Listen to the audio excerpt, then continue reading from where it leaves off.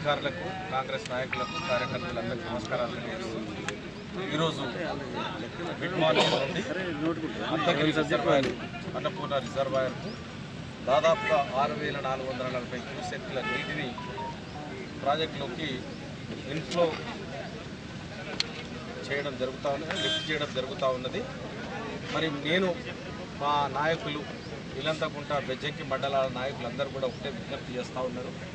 ఇది 3 TMC capacity ఉన్నటువంటి reservoir.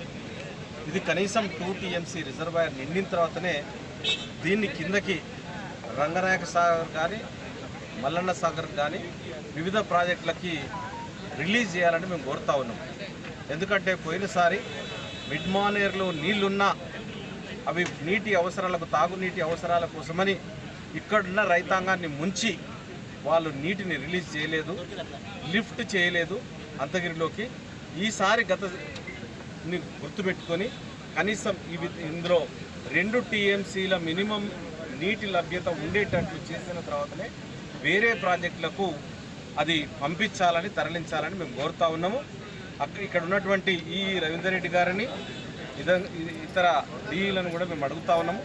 దయచేసి మీ పై అధికారులకు చెప్పి ఏదైతే ఈ ఇన్ఫ్లోని మొత్తం 2 TMCలు, 2.5 TMCలు అయిన తర్వాతనే మీరు కిందికి రిలీజ్ చేయాలని కోరుతా ఉన్నాం.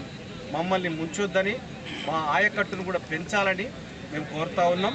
కాబట్టి ఇక్కడున్న నాయకులందరూ కూడా పోయిన ఎలక్షన్లో అప్పుడే డిసెంబర్లో గెలిచినాము.